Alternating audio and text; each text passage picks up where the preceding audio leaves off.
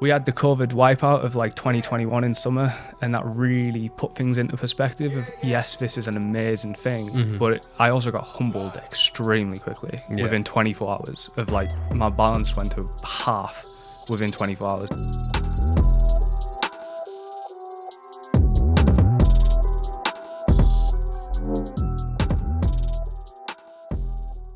Welcome everyone to another Words of Rizdom podcast. We are in a different studio today, the beautiful studio here in Manchester. I have come to my guests because, I don't know, I just try to be a good host. But today I am joined by Marshy, a good friend of mine. We have I say good friend of mine, I hope so. I hope it's mutual. Absolutely. But yeah, we first met at a meetup that we did in August. Right, in London. We were very brief, but we've kept in touch ever since, and we've spoken so much, like literally countless voice notes over Instagram. It's been incredible, and you know, it's really amazing what you can do, of course, you know, in terms of connections online. And we finally were able to get this podcast session in today. So Marshy, I'll throw straight over to you. Great to have you. Thank you very much, Riz. It's been an absolute pleasure to come down and meet you and finally do a podcast with you. That's for sure. It's been a while in the making. I know. I have to say, the August meetup was really good in the summer, getting together all the traders from Viper and a few other communities. Yeah. It was real special just to be able to network with everyone, because it wasn't really an information based. It was a networking event. Yeah, it just was, and it worked so well, especially for the place you booked as well. Gaming, little open bar. Arcade, yeah. Yeah, it was real nice. And it really just gives you a taste in sort of not just being on a solo journey with trading, but also networking with the like-minded people that are also on the same journey as you. That's it. And yeah, that's something in trading that we don't get too often. Hopefully it's increasing more, but it is quite lonely, even though we can do a lot online, you know, like what we've done, you know, with Instagram and everything. But nothing beats that human connection, you know, nothing beats actually meeting people in person, speaking to people in more depth and detail. You know, and normally the drive and the motivation afterwards is so strong.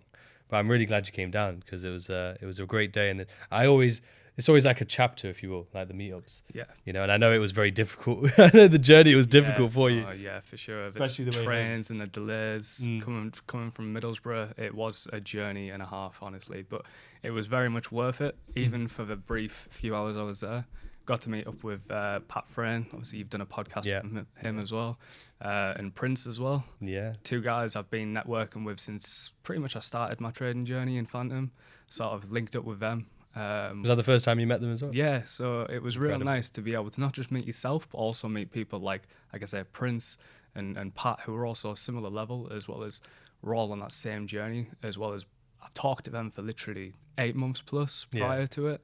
So it was just nice to be able to get out there, get out the office from a Zoom setting or, you know, Teams or whatever you've been chatting on, Instagram, sending various voice notes, and just getting into an atmosphere where we're able to network and properly speak to each other and talk to each other, especially since COVID's sort of relaxed a little bit. Yeah. And everyone's sort of more networking and getting out there, wants to be out there, you know, so it was real nice to just get back involved in it and, like I said, meet us all. Really. No, definitely. And it's a good point that you bring up in terms of like COVID, for example, because it isolated a lot of people during those lockdowns. But then also it's a good point in terms of networking, that a lot of people, they have opportunities to network, because a lot of people are in communities that do meetups, but yet who takes action? You know, I can't tell you the amount of people where we've hosted a meetup, they're always asking when's the next one, and it comes along and then they drop out with very poor excuses, you know, last minute. And for me, it really shows an indicator of like how serious are you about the journey. Yeah. Because though the meetup itself isn't going to just suddenly make you profitable or anything like that, but at the end of the day, to finally network with not only your mentor or other students that you may have interacted with, but just generally meeting other traders, meeting other entrepreneurs, meeting other people who are trying to strive for more is so beneficial. Because even if, let's say, it was just a general entrepreneur meetup, so it could be that there's traders or crypto investors or real estate investors or just business owners, that is such a beneficial space and network to be around, even if it's just for a few hours. And when people have an opportunity, because a lot of people, you know, almost beg to be part of communities or would love the opportunity to come to a meetup. So when people have that opportunity readily available and yet they don't try their best, you know, or they, as I say, drop out with very poor excuses. A lot of people dropped out last minute with that one. Yeah. And it was very, very telling of, how serious they are about their journey and about the skill set they're trying to acquire. But I know we've skipped over a bit there. I know you mentioned about Middlesbrough, for example. So tell us a bit about yourself, because I know that people within your circle will know you, and no doubt a lot of the audience will know of you too, because obviously we've had Pat on, we've had Albert on. But for those who don't, tell us a bit about your journey, like how long you've been trading for, how you got into trading, etc. So I'm 25, been trading 2 years now. Started out crypto investing back in 2020, November 2020. I just sort of got involved in the craze of it, really. I just sort of heard about it, and as I looked at the charts a bit, it just got me really intrigued and interested in how you can make money online through studying price action. And as soon as the first thing I bought was some course online, just essentially just retail technical analysis, breakouts, trend lines, patterns, indicators, various indicators. And I took the teaching that I learned online, which was purely a video structured teaching, and I put it all into a structured Word document with my own examples, and spent around about 3 months doing so. And that was my first real push into studying price action, all aimed with focusing on cryptocurrency. After about 3 months, I decided to get some skin in the game. It was starting to come to January 2020, and the bull run was essentially only just starting out, and I was very unaware of it. But I was recognizing some patterns that were playing out. So I ended up plowing a bunch of my personal savings into it, where it enabled me to flip it by about ×5, and it was absolutely mind-blowing seeing the opportunity from just one decision of putting this money into a financial asset to be able to compound it and grow it, compared to where I've always had that money in the bank. It's never gained anything. It's never went up in value. It's never went down in value. It's just a safe haven. It's never been used, utilized, nothing. So to see sort of that movement in my sort of wealth, as you'd say, your net worth was just, it was like a switch had been flipped to a point where I couldn't unflip that switch. Would you say you could describe it as like your proof of concept? How would you mean? So a lot of people, when I've spoken to them on the podcast, a big moment for them in their trading journey in terms of giving them the drive and sort of it opens their eyes to it is possible, is seeing what's possible. So like with traders, for example, they saw that even if they just flipped 1K to 2K, or they made £500 from a trade, they've now seen the proof of the concept that, I can make money from doing this. So like with you seeing that 5x, was that kind of like the proof of concept for you? Absolutely. Like I said, once that switch had been flipped in my head that I can make money other than just going to work 5 till 9 or 5 and doing that everyday grind for the next 40 years, seeing that I could make money online through this financial instrument, which only takes myself to show up, learn about it, and then take the actions on it. It was a huge shift in my mindset. At the time, I was also starting to read investment books, such as the first one was by what was his name? I can't think of it off the top of my head now. It's literally just drawn a blank. It happens. It happens. It happens to me a lot, actually. But I'm sure, I bet Rich Dad, Poor Dad. There you go. Yeah. Robert Kiyosaki. Yeah, that was it. Is that his name? The very first book I read, and honestly, it's only basic, and it's a basic introduction into investing. But just reading that alongside seeing the concept itself play out in real time was, like I say, it's just a switch that has been constantly flipped on from that specific moment in time of learning price action to try and build a store of wealth through trading, as well as develop myself as a trader over the course of the last couple of years, really. Yeah. Well, it sounds like an incredible journey. And so you started with crypto and then you transitioned over to FX at some point, right? Yeah. So it was November of last year that I transitioned to FX. Initially, I thought it was a bit of a scam, to be honest, always. I was like, I don't really understand the Forex market. It seems to move very random. Yeah. I tried to sort of trade it, and I just could not get to grips with any concept that worked from retail to understand what was going on to be able to be profitable in them markets. So like the story behind price. Yeah, exactly that. And I got more into it, and I found Phantom Trading, FX, and joined their community for a year. I paid in crypto because I had crypto spare, and I paid for a year's membership, and started studying hard in there, learning everything from, structure, liquidity, and all of the smart money concepts that they teach. And, I was absolutely engrossed. We were in the middle of COVID, and I had all the time in the world. I was in rented accommodation with my missus in my second year of university, putting all this spare time that I had because we were locked down, just putting it into learning and understanding price action. And it was such an invaluable time period, and it was an absolute grace. I know it was an awful period to go through, but when you're utilizing that time in a productive and effective way, honestly, it was an absolute blessing. And it was so helpful to accelerate my sort of trading journey way more than it would have been if I was already working and in a situation where I don't have the time flexibility to put in the hours. Of course. So like, it's very interesting what you say there. So, you took action, first of all. So you actually took action knowing that you're in a position where everything is locked down and you have this time available, and you chose to actually take action and to spend it wisely. Yeah. As you can imagine, there was a lot of people who didn't do that, right? And used it to probably chill more. Now, I'm guessing you were presented a choice, though. I'm sure it wasn't an easy choice. But what was it that motivated you or led you to make such a sort of progressive choice as you did? Well, after the first 6 months of lockdown, it was just like the same usual stuff. You'd be playing on Xbox with your mates, Call of Duty, you'd be on anything really. You're binge watching TV episodes, and it just becomes so mind numbing. Yeah. Honestly, that I was always interested in the entrepreneurship sort of way of not just having this job. I've never been set on just wanting to have a job and move forward with a job and progress like that, because I believe that, like you get taught in, like I say, Rich Dad Poor Dad, you need multiple streams of income, and you're not going to get that from just one sole job. So for me, having the flexibility with trading, and if I can make money that way, it's another stream of income. And I've got investing in cryptocurrency on top of that, which will eventually seep into stocks, which I'm looking to do in the future.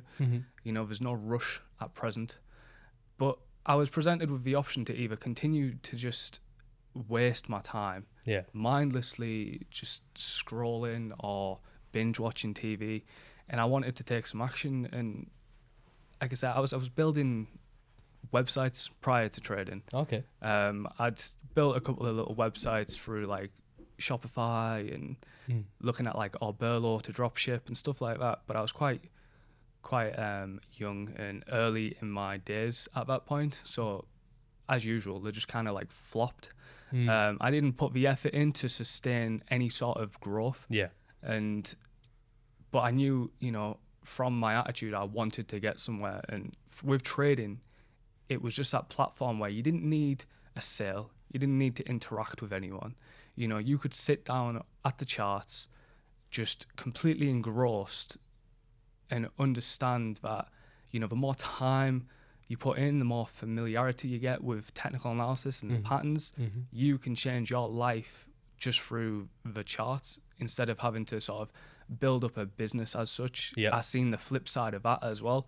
I wanted to try and, do a bit of drop shipping when I first started out. It was the craze as such.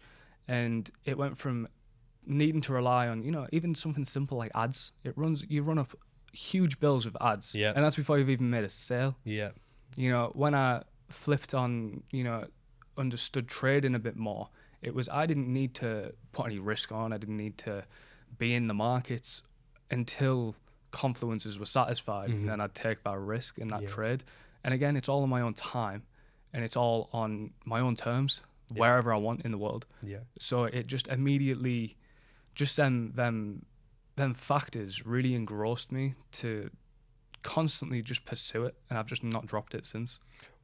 Well, it's amazing to hear. And as you said, it sounds like you actually are very self-aware, because a lot of people, they don't see the benefits and negatives of certain situations. So I know a lot of people who have tried drop shipping before as well, whether before trading or after, or even during trading.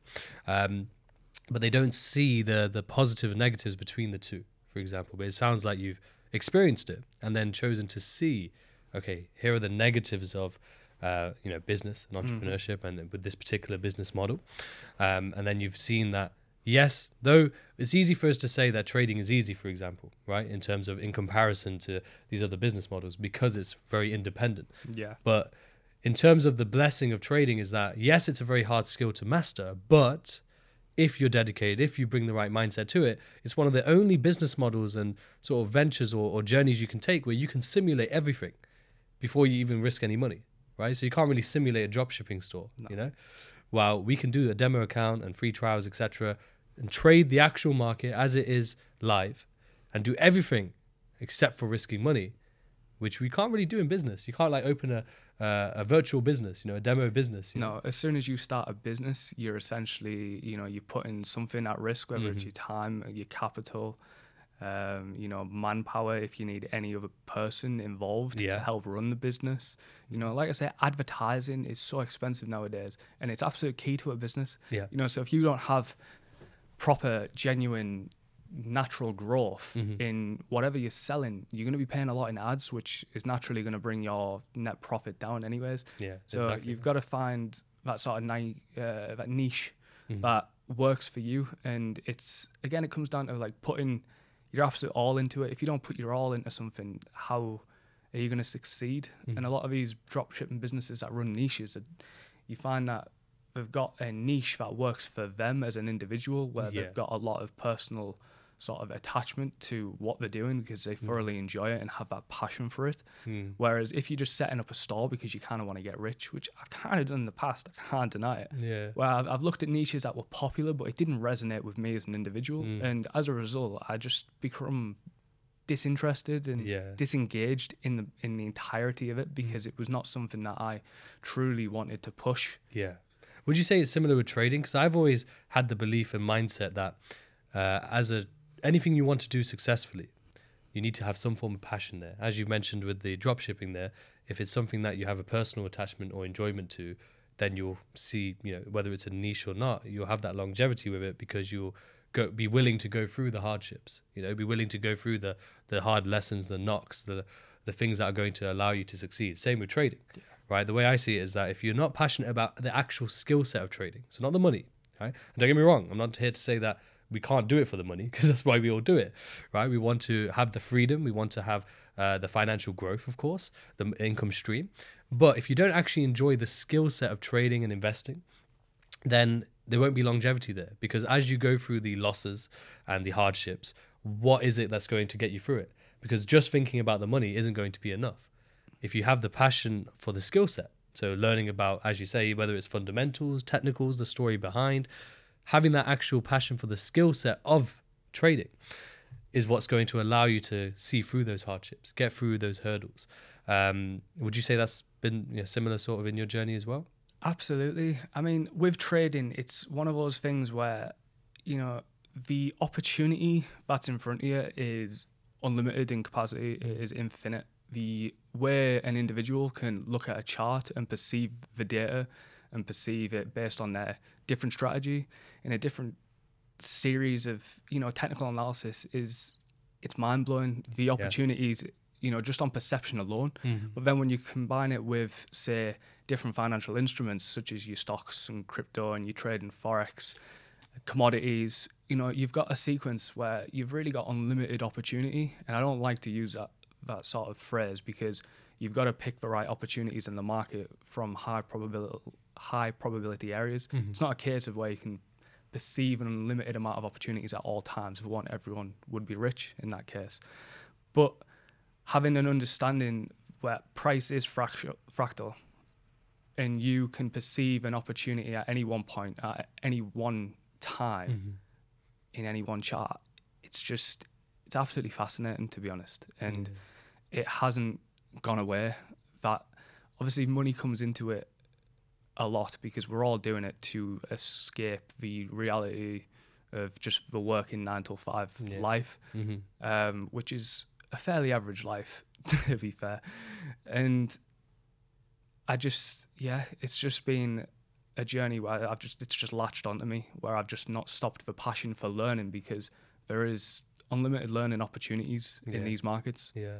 And that to me is, as I'm growing as an individual and learning a lot more, it's developed myself as well, not just in trading, but in my interpersonal relationships and in external other factors of my life, where all this learning and understanding of becoming more self-aware, journaling my trades, understanding my personality when trading, my emotions when trading and investing.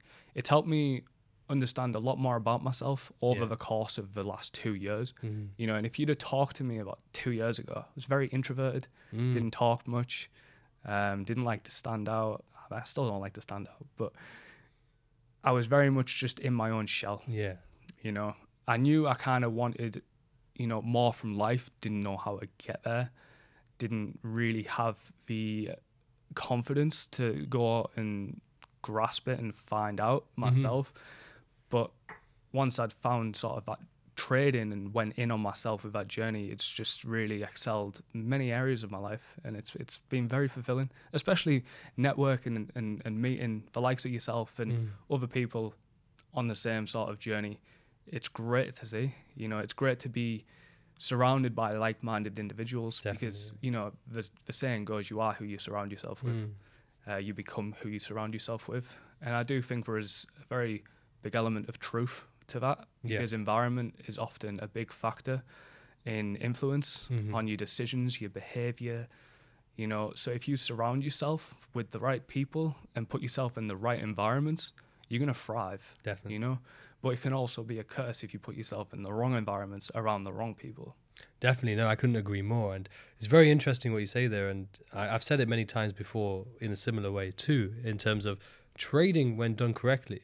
And if you're trying to be doing it professionally and at a very high level, it requires you to have that self-awareness and self-reflection, and to look deep into why you do certain things, why you act in a certain way, why you react in certain ways as well. You know, how do you control your emotions? How emotionally charged are you? What plays on your emotions, you know? And it sounds like you've done that, you know, and you obviously, we still go through it. It's not like it ends. Every day. Right, exactly. And it's very interesting to hear, because especially it's very interesting to hear that, you know, your personality has developed and changed through going through that process.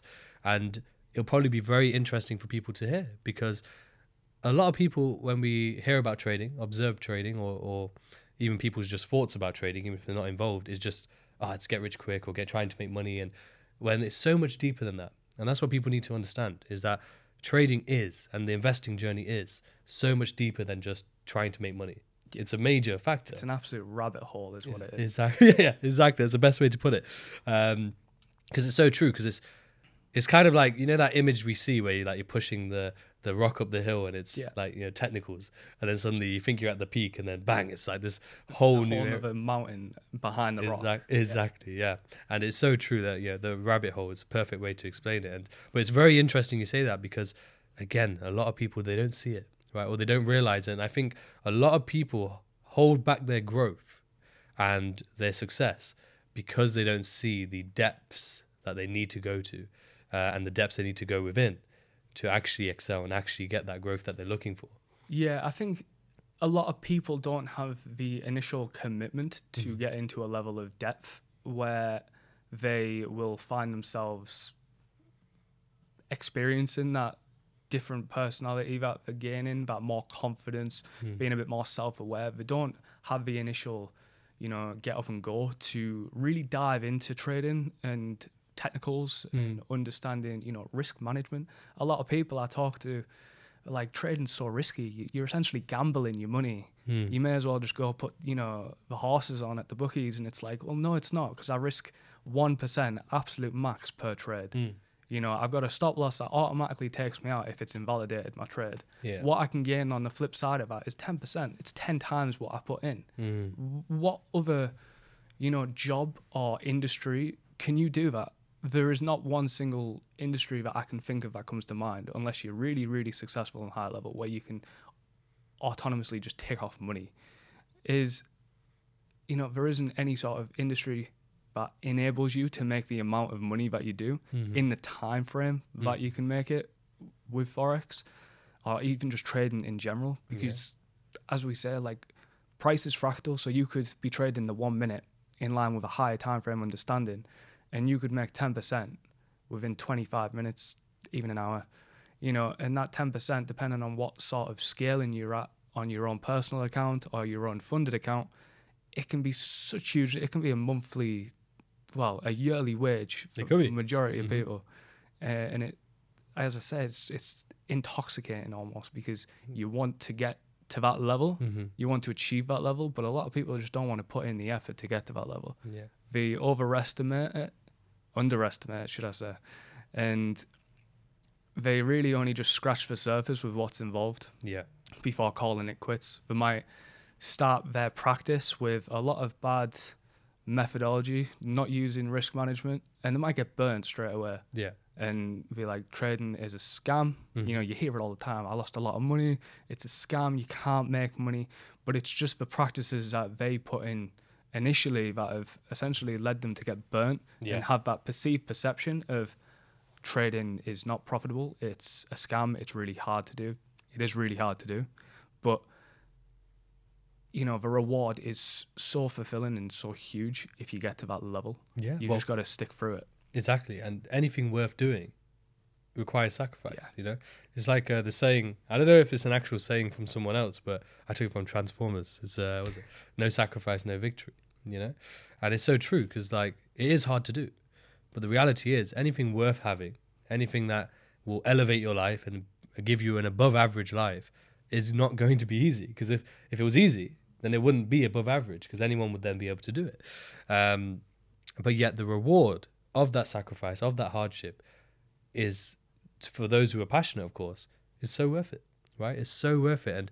And, people, as you say, they won't use the right practices, won't invest into themselves even. So they might have just watched some free content online or just tried some signals, for example, and they'll use that as their measure of what the whole industry is like. Now, don't get me wrong, obviously this industry, just like pretty much any other industry when it comes to online entrepreneurship or journeys that you see, is filled with toxic and terrible services too. So equally, obviously the industry itself doesn't help itself. But at the end of the day, you cannot paint, you can't judge a book by one cover, for example, or paint a brush just because of one experience. But to be honest with you, I always say that it's probably good that those individuals do quit, and they can call it a scam, that's fine. But it's probably good, because they wouldn't, they would have done themselves a lot of harm, more than likely. And they probably weren't in it for the right reasons in the first place, But one thing you did say earlier, which was very interesting, about environment, right? You talked about environment, and you talked about how the environment really does impact, have an impact on you, have influence on you, and maybe your perceptions, the way that you sort of interact as well, and maybe even your personality. So you did mention earlier, obviously you grew up in an area. Are you actually from Middlesbrough? I'm from Middlesbrough. There you go. Born and bred. It's a very small world, because as you know, it is. A lot of people don't, probably know of Middlesbrough or haven't been to Middlesbrough. But my uncle actually was from Middlesbrough, so my mum's brother. So I used to go a lot as a kid. So I know a lot of the things that goes on there. So it's a very small world. Then my wife's from there too. So it's a very small world that yourself's from there too. And but I know that Middlesbrough it's a very small place, and it's a large town, but it seems like a small place. Yeah, for sure. Exactly. And in terms of trading, for example, and entrepreneurship, would you say was there much influence available to you to allow you to sort of kind of have those sort of thoughts and visions? Because as you mentioned, like, you're more introverted at the time. Was it more seeing things online that kind of opened those doors and sort of opened that perception for you? I can't really say there was any influence at all from my hometown. It was more so just a burning inside desire to, like I said, to just want more out of life and know that I need to do something, find something, than just going to work. And because would you say that's the norm in that area? Is just I'd say so. Yeah, it's a heavy engineering-based industry. I've got an engineering background and studied 5 years at uni for my 2 qualifications. So I'm very much, an academic as well. But more so, cultivated the mindset of, especially since reading, never read a single book since Rich Dad Poor Dad, and it was so enjoyable to learn about investing in money and cultivate a bit of a different mindset from that perspective. Yeah. And that really had a positive effect on me wanting to try and, just get out of the rat race, as they call it. And it just cultivated that mindset to learn and use all the resources online, because, the internet is a vast store of information. Mm-hmm. Not all of it is useful. Mm-hmm. You got to filter it out Of and course. find, quality information, and then digest it and analyze it and teach yourself it, put in the time and effort it takes to do that. Mm-hmm. And that's just what I done, because, like I said, there was a large period of time with COVID where there was just an abundance of time where I could do that. And to me, there was nothing else I'd rather do than cultivate a better mindset, trying to develop myself, as well as trying to make money online through other streams.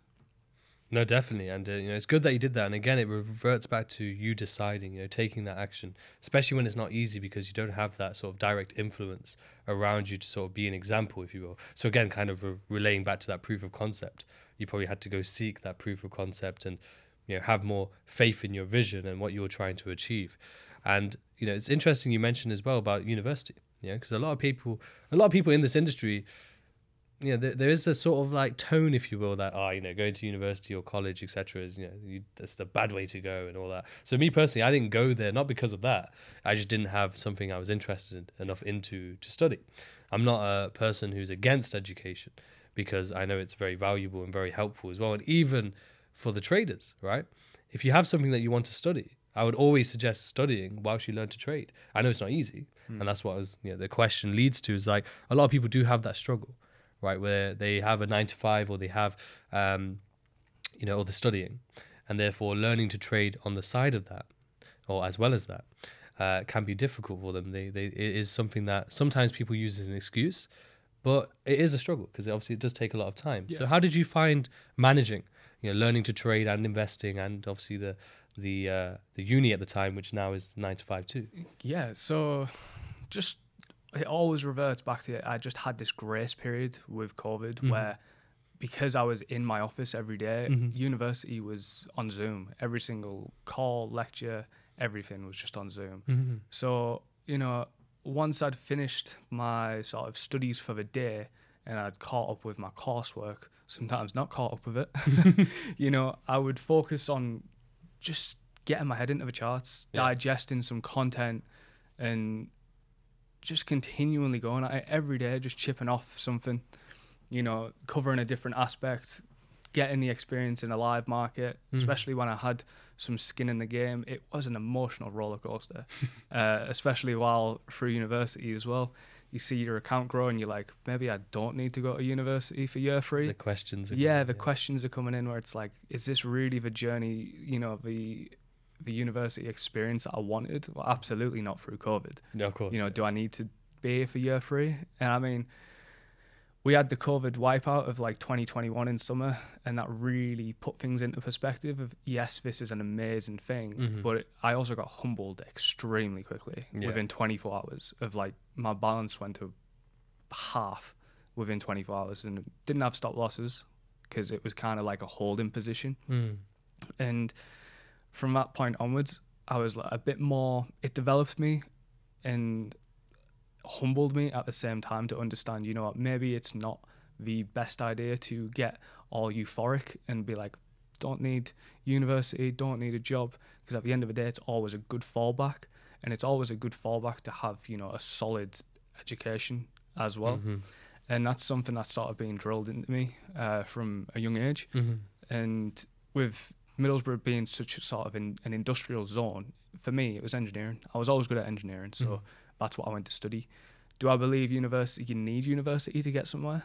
Absolutely not. I've moved into my job at BP Pulse now, and, do I need my degree? Absolutely not, really. I'm in a project manager position, but I'm really not using anything that I've learned at all, other than the skills I've developed to sort of manage my own workflow. Yeah. And you really don't need that degree.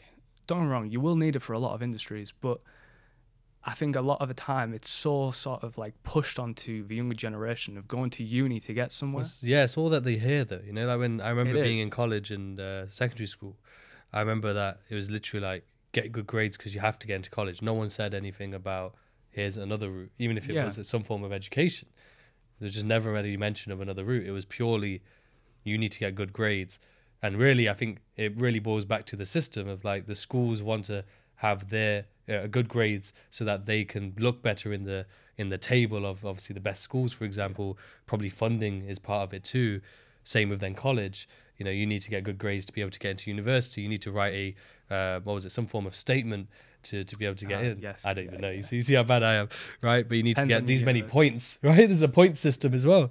But you have, that's all that is the narrative. Yeah. Right, that's all the narrative that is constantly spoken about, you know, and there isn't any mention of, okay, if you don't go down this narrative, this is what you need to prepare for in terms of going into the workforce, preparing for taxes, you know, or national insurance, or, you know, preparing yourself to, you know, living independently. Yeah. You know, there's no mention about responsibility. It's only go and get this degree. And again, not against education. I'm just against the narrative that it's the only option. Yeah. Right. And by now, though, you know, in comparison to maybe when we were back in university and college, more and more people are opening their eyes, and obviously the narrative is starting to change more and more. But at the end of the day, when you're at that age, you're very impressionable, right? And when I think there should be a responsibility on teachers and on the system as a whole to provide every option, you know, and to instill and educate on every option, because otherwise you're leaving people to come into society unprepared. Yeah, I think the schooling system kind of fails you from the get-go because they kind of instill this sort of closed book. You know, you choose your subject. What do you like about it? Then you go into that as you progress, whether that's college and then onto university. So you become sort of short-sighted and narrow-sighted to what is really available to you in the real world outside of university and outside of school. So you do just get fast-tracked down, you know, the school subject you either most liked or that you were good at, which is what was my case, essentially. I knew that I wanted a good job, wanted good pay. What provided that? What I was good at? Engineering. So that is just the route I've went down. Do I enjoy it? Not all the time. Did I enjoy the maths? Absolutely not. It was horrendous. They don't tell you in college just how much maths is involved when you go to university. Yeah. And it's honestly harder than trading. It really is. Like understanding some of the maths, the thermodynamics, the heat transfer stuff is just mind-boggling compared to trying to understand price action. I can imagine. Like, but yet nobody wants to put in the equivalent 3 years into losing. You know, gaining knowledge and insight from the losses to then eventually become a profitable trader. Yeah. Well, let's take the comparison, right? So 3 years into the degree, which will cost you on average £10,000 a year, right? Yeah. So that's 30,000 down. Now in trading, you don't have to lose 30,000, for example, but the time, and there will be some losses, some investment made, whether it's education or whether it's software, whether it's your phone bill, your Wi-Fi, accounts, funded accounts. There will be some costs there. Is it possible to do it with zero? The possibility is there. The reality is going to be very difficult, no doubt. But I'm sure there are some individuals out there who have managed to do it. Fair play. But on average, you're going to have to invest into your journey, right? You invest in yourself. You invest the time, the money, the just energy, right? And it's understanding that, yes, it's a difficult thing, but so is the degree, right? I'm sure the degree wasn't easy. No, right? Absolutely not. Like, it was such a large undertaking, especially through COVID with minimal teaching, minimal face-to-face contact. It made it extremely difficult, especially when trying to understand, you know, really quite complex theories and teachings, you know, and it just really didn't make for a good experience in my time at university, which ultimately drove me to pursuing trading in a more proactive manner where I was a lot more engrossed because I'm seeing real world results attained already. Whereas with uni, I'm not going to see any real world results until I've left and until I've secured employment. And that securing of employment, then the growth and acceleration of your journey in your job is dictated by, yes, it's dictated by your performance, but it's also dictated by the employer. Whereas with trading, your journey is dictated solely by the amount of effort that you put into it to be able to accelerate, your equity curve. Yeah. So it's solely independent. Yeah, it is. And there's not many things, if any, that are really available. Like we can talk about trading in terms of like there's Forex trading, of course, there's futures trading. So all of those avenues have that same independence. But if we go outside into different, whether it's obviously jobs or any sort of entrepreneurship in terms of business, there isn't many, if any, that you'll find that level of independence, because it may require, other staff, it may require stock, it may require a sale, so a customer. But in trading, it doesn't require any of that. As you say, it's solely on you, solely on how much effort you put in, time and effort you put in, invest into yourself. And as you say, the equity curve of the growth that you can have is solely in your hands. It's very interesting. So as part of COVID, though, was it something also that kind of opened your eyes to that something could happen in the world where you might not be able to work, you might not be able to go outside while trading kind of is still flowing? Yeah, of course, because at the end of the day, everyone was out of a job on furlough, so their one safe haven of income for that entire period was gone. It was eradicated. Yeah. Purely out of their hands. There is nothing they could do. It was out of their control. Where anyone who had any financial literacy about them at all, especially during the March 2020 crash across every market, that right there was a prime time to invest. And if anybody had any financial literacy about them and understanding, they'd have known to put a bit of money into the markets at that point. But people who are just living the everyday sort of working life, it's completely overlooked. It's not really taken into consideration at all. And for them, it was just, okay, we'll have to live through furlough until we get to a point where we can work again. Exactly, yeah. Yeah, so it's very interesting that you say that, because it's so true in terms of financial literacy. The majority of people do not take it on board at all. And the very sad thing that I've realized is that a lot of traders don't either. And then they wonder why they're so emotionally charged when it comes to their trading. Why a loss impacts them so much. Why a lost account, even if it's a small account or a funded account, why it impacts their psychology so much. And I would boil it down to the fact that they don't have a financial foundation, right? So they haven't really started to implement what is required as a trader and investor to actually have money that you can afford to lose, right? I remember when I first started, you would hear that saying a lot. Nowadays, I don't really feel like it's presented as much, that any money put into anything, whether it's education, whether it's obviously a funded account or a personal account or anything, it needs to be money that you can actually afford to lose. So you've already accepted that this money I could lose and it won't impact me. Meaning that you've already got your cash cushion, you've already got your income, and you're covering your expenses, etc. You've done all these things already. So therefore, this money is essentially extra. It is assigned to be lost if needed, right? And is assigned to be risked. But yet when people aren't doing that, a lot of people don't even have the money in the first place. Like the money they're using for challenges is credit cards, right? And some people take loans out even. I've seen people take loans and put it into a trading account or invest it into crypto, for example. And it's just ludicrous, because it just shows that the mindset is not correct. And then they wonder why they're so emotionally charged when going through something like trading. Well, I found over the last couple of years is when I've been emotionally charged to my investments, it's usually because I've either overinvested, which was at the start of my journey, or because I simply didn't have the right understanding before investing in certain things. Yeah. And especially when it comes to technical analysis, if you do not have a solid understanding of price where you can look at it and interpret it and understand, do I need to sell here? Is my investment at risk? If you don't have that understanding at all, you just kind of, you're taking a bit of a gamble. It depends on your investment strategy. If you're just buying over a 10-year period on something like a growth stock or something. But if you're just shorting money and praying for the best and you have an okay understanding, but you still don't know, you're going to have that emotional charge because you don't know where your money is essentially going to go. You don't have the targets in mind. You don't have a stop loss in mind if you want to close that position.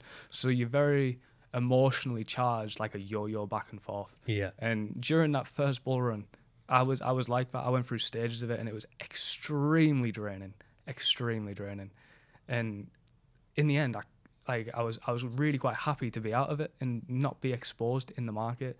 And although yes, I wasn't in the market and I potentially wasn't making money, I was also not at the risk of losing money. Yeah. And it was such a huge shift in mindset as well when you do that, to sort of have that mindset of it's okay not to be in the market. Yeah. And because I'm quite happy to be in cash because I'm not sure of where we're going to head.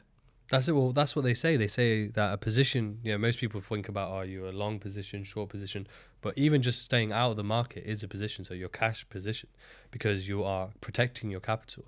And if anything, if more people could protect their capital more often, they wouldn't lose as much. They probably end up making more. So a very interesting fact that I realized is that a lot of traders, from doing this mentorship that I do, a lot of traders, all they have to do to be more profitable and hit their targets is just take less trades. Right? So not take more, not increase risk to reward, not anything like that. All they have to do is just take less trades, especially the trades obviously that don't actually fit their plan and are usually emotionally charged, whether it's greed or just rushing, whatever it may be. If they just took less, therefore meaning sitting on their cash more, so just not risking, they would make more profit.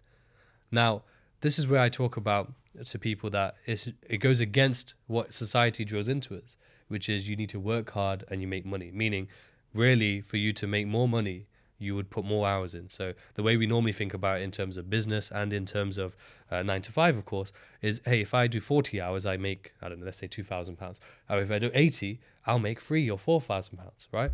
But in trading, it doesn't equate the same, right? You could do less hours. So, say you're doing 10 hours and you're actually making 5%.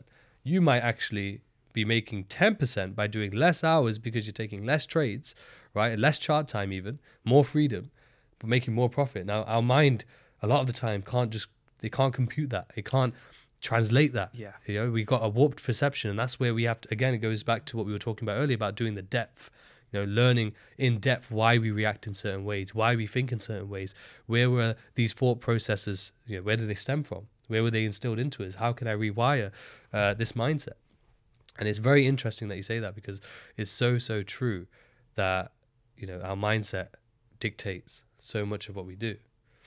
Yeah, no, I agree. Like, you've really got to have a consistent and solid approach with your mindset, especially when you're trading. You need to have your strict processes to, if you're only going to trade one session, stick by that. Yeah. I've been a victim of doing both sessions. Yeah, same, yeah. Trading even through, the London lull period, and it's just so exhausting, and your brain can literally only make a few important decisions a day. It's really quite taxing on your mind. Yeah. And if you're sat there pinging off 20 trades, and you're emotionally invested because it's got a monetary value attached to it as well, you're going to be so drained by the end of it, especially if it goes against you. You're going to have euphoria on one side where you've made a killing, but on the next day you could lose it all in a flash of a heartbeat because you've not stuck to a process at all. Yeah. And then you've got nothing to reflect back on because the data is completely obscured. There's no consistency in place to be able to validate why you took the trades. Yeah. And to be able to look at your data and go, right, where did I go wrong? And then trying to journal 20 trades. The reality of you doing that is very slim. Yeah. A lot of people find it tedious even just journaling 1 or 2 trades. So imagine you taking 20 in a day. The reality of you actually journaling that and collecting that data is extremely slim, probably not going to happen. But talking about data though, I know you're very, from what I've seen anyway, and what I can tell, you're very data driven. You like to collect data. I know that you made a, was it Excel sheet?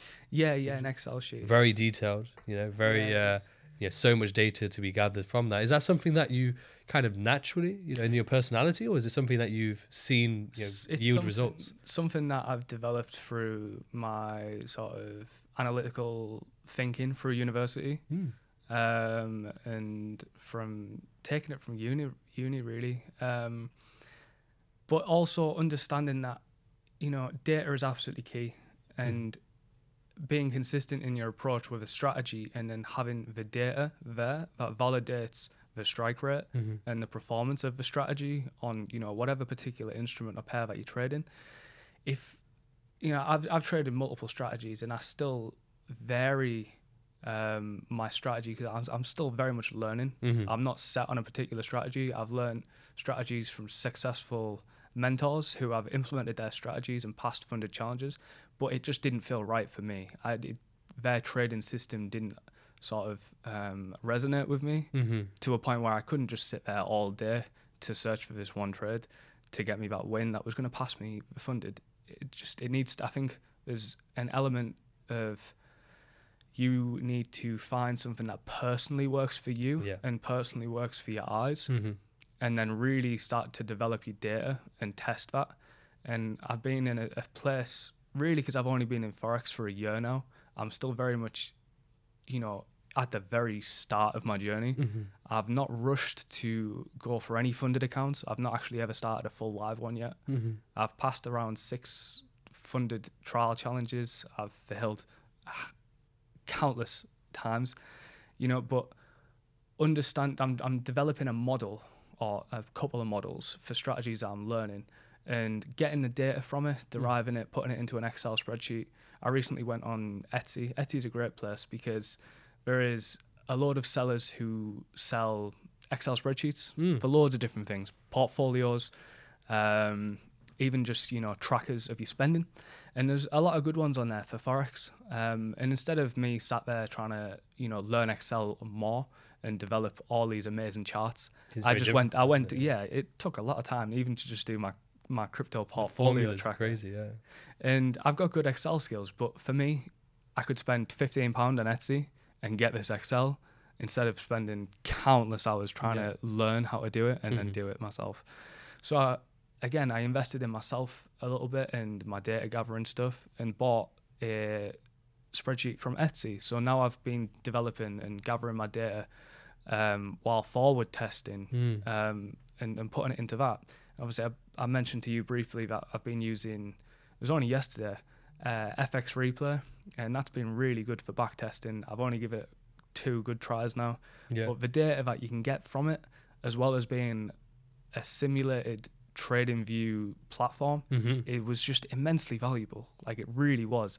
And I couldn't believe just how sort of flawlessly it worked just to gather the data that you want on your pair. Because I've been in a place where I have literally forward tested every day. I'm not trading. It can be almost like a bit demoralizing where you get in the data and you just kind of feel like you're not progressing. But you know that you need the data to be able to trust your analysis, to be able to execute on it. And there's plenty of times where I've not felt like I've been able to execute and I've missed trades because I just haven't trusted the edge. Because I haven't got sufficient data to trust it to then place the trade and put the risk on. So I think it's absolutely monumental to have a data gathering sort of system. I use Discord, but you don't have a lot of analytical data straight off the bat. You can put your trades in and what you've made and that, but you don't have any graphical illustrations to see your equity curve or to see, times, short, longs, exactly all that data that you can get. So I've just really, the last couple of months is just kind of switched off from trading live and just really been forward testing and getting better data gathering practices, really. Well, it sounds like, obviously it's amazing anyway, you're collecting data, and investing into yourself to, both in getting a journaling software, understanding working smart rather than working hard, for example, even though you're working hard at working smart. But you're investing into yourself, you're making sure to go out there, collect a journaling and data collection software.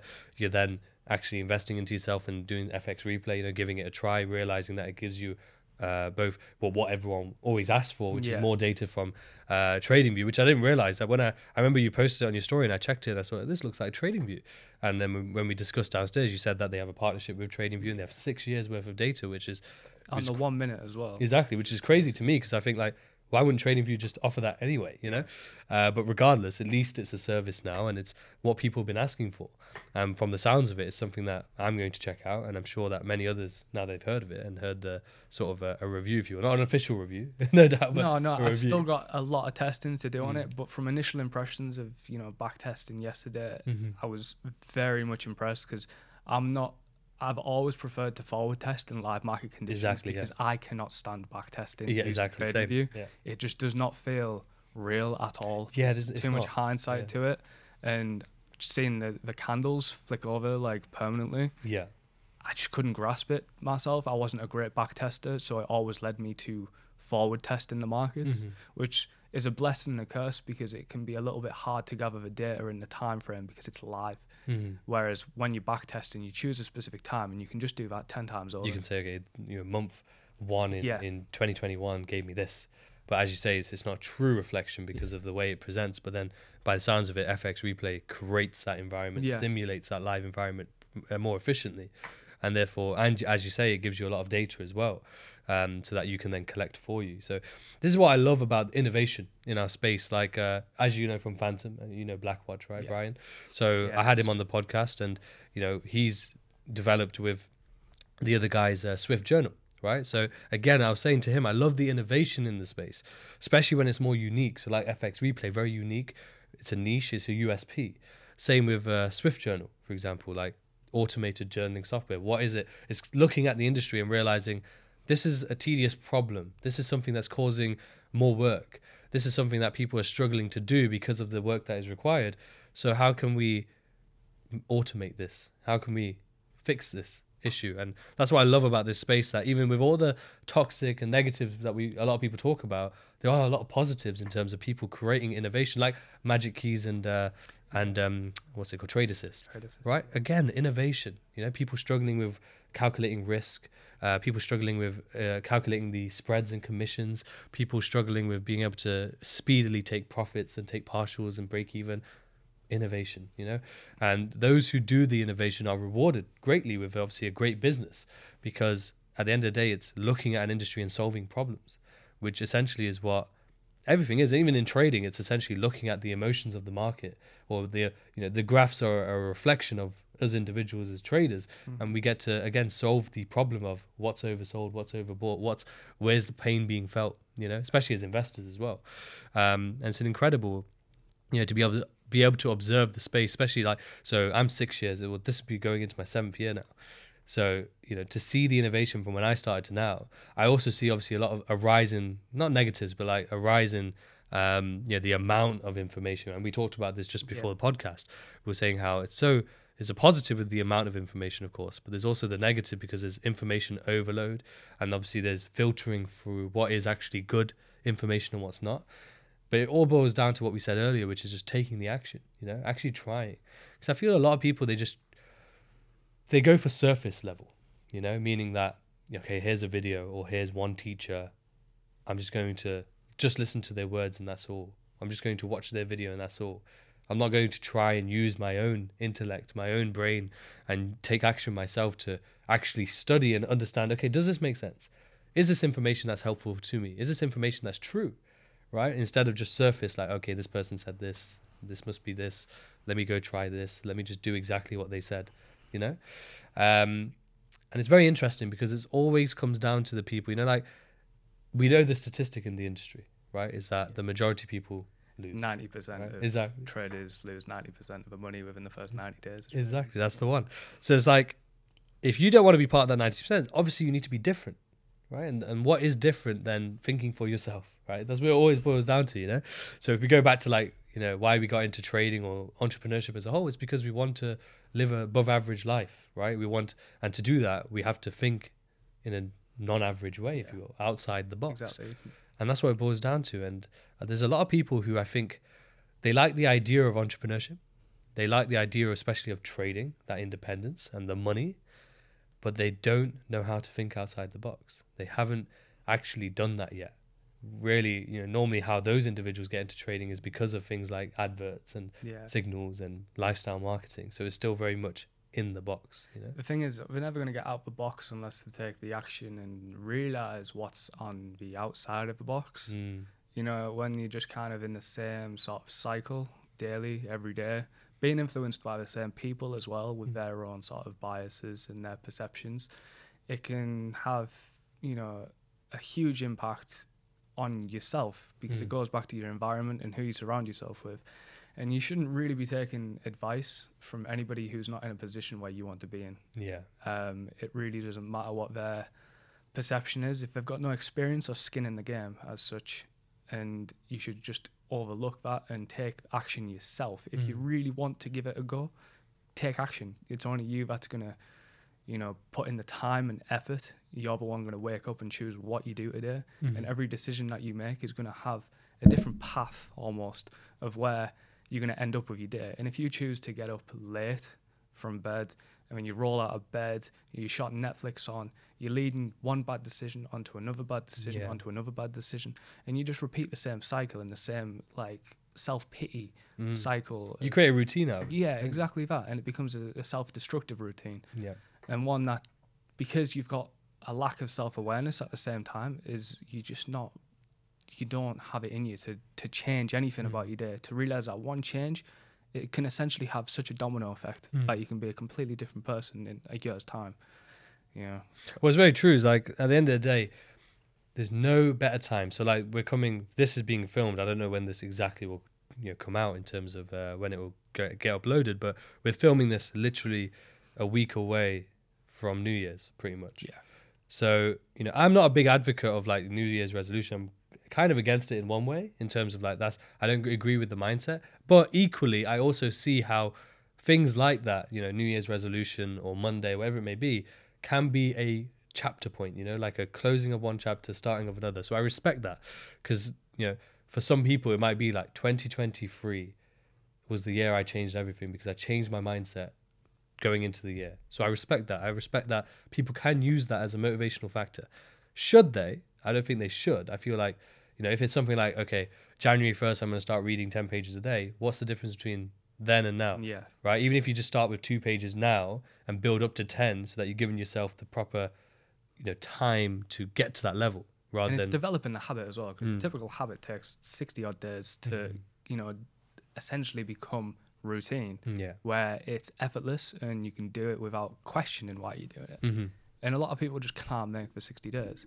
I've been in a situation like that, like for sure, and plenty of times. But once you start to develop that sort of, if you picture it like you've got 365 days on a calendar in front of you, and you want to cross it off. You don't want to miss a cross after you've got a certain amount. It's like Snapchat streak. Oh, yeah. Literally, me and my girlfriend have a Snapchat streak of like 1,360 days. Oh, damn. Right, it's pretty much since the start of our relationship, and it's the only Snapchat streak I've managed to maintain ever.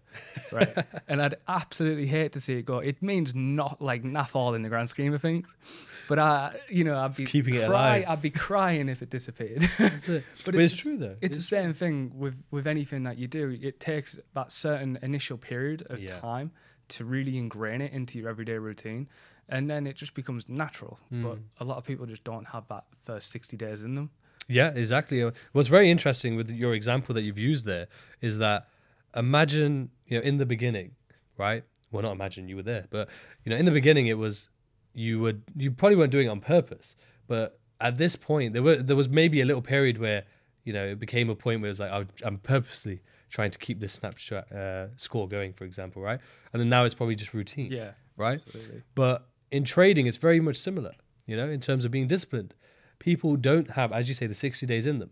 Now, it's not that it gets easy in terms of just, because you've done it for so long, it becomes easy and effortless.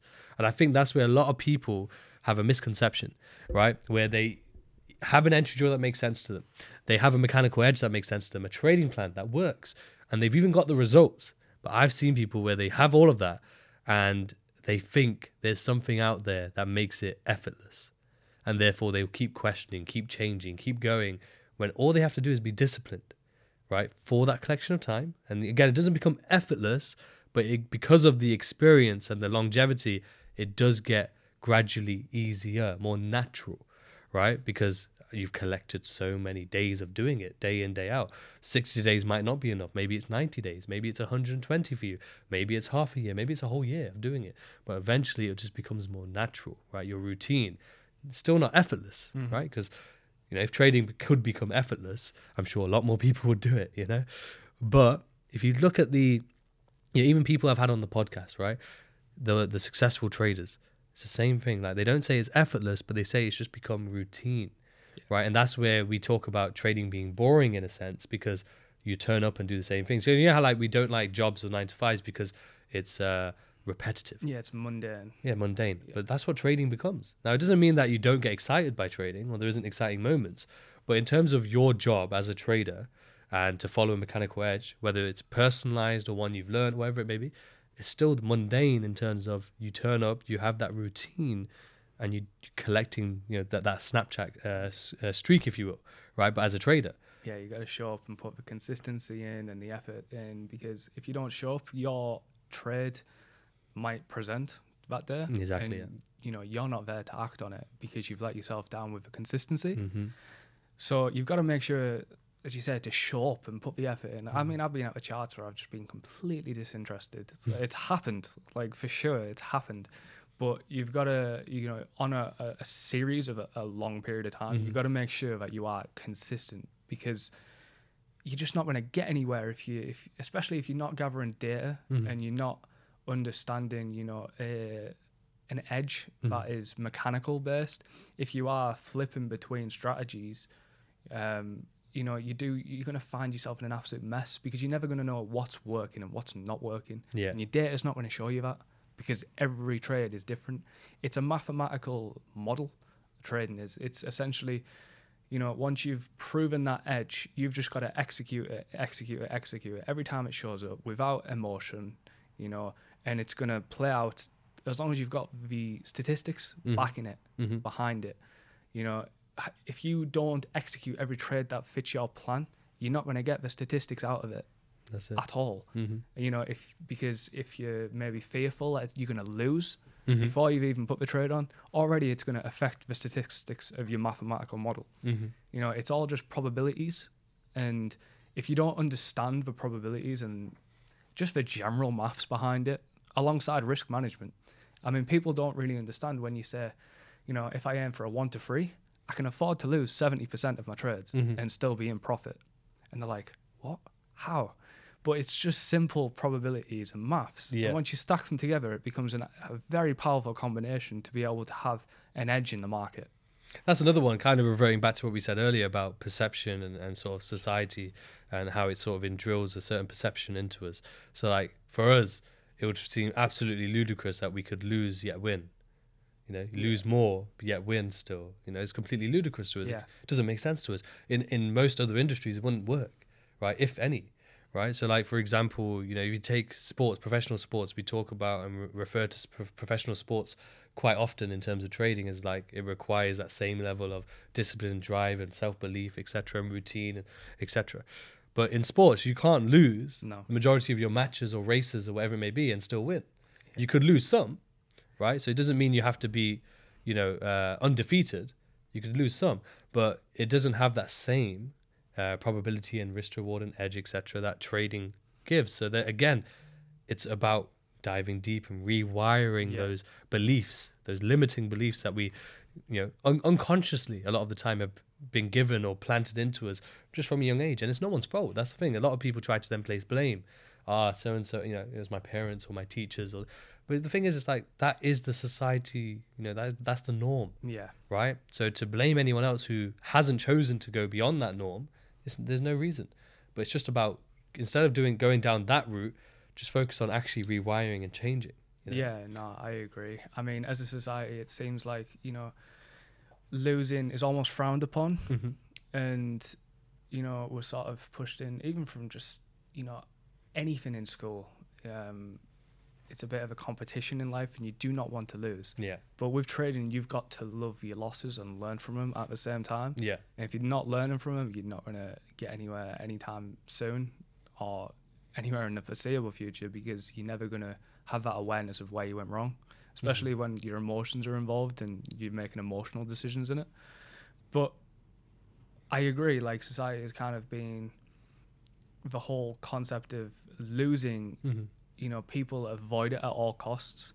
And it's touched upon in Trading in the Zone by Mark Douglas a lot. Yeah. People, the avoidance mechanism of losing a trade and how it self-sabotages individuals. Yeah.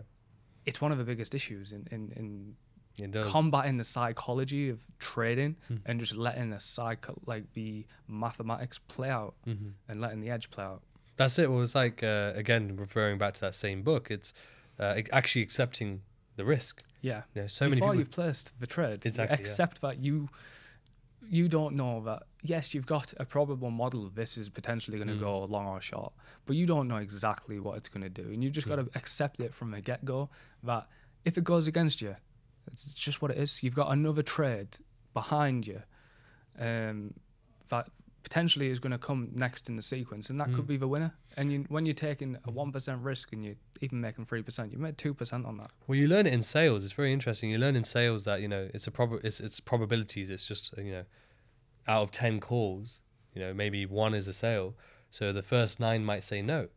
And essentially it's the same mindset with trading, is that the first 9 might be losses. So hopefully that strike rate isn't the case. But let's say, in terms of the mindset, it's like each loss is one step closer to the win. Yeah. Right. It's the same as like each no is one step closer to the yes, the sale. It's so true in trading. And this is where, again, it's rewiring our mind for probabilities. But we are nearly wrapping up on time. I wanted to discuss one major thing with yourself, which was you have the cleanest setup I've ever seen, as you know, right? And, it's been featured on TradingView's Instagram page, right? That was a crazy day. I didn't expect them to repost any of my stuff. You should say, where's my money?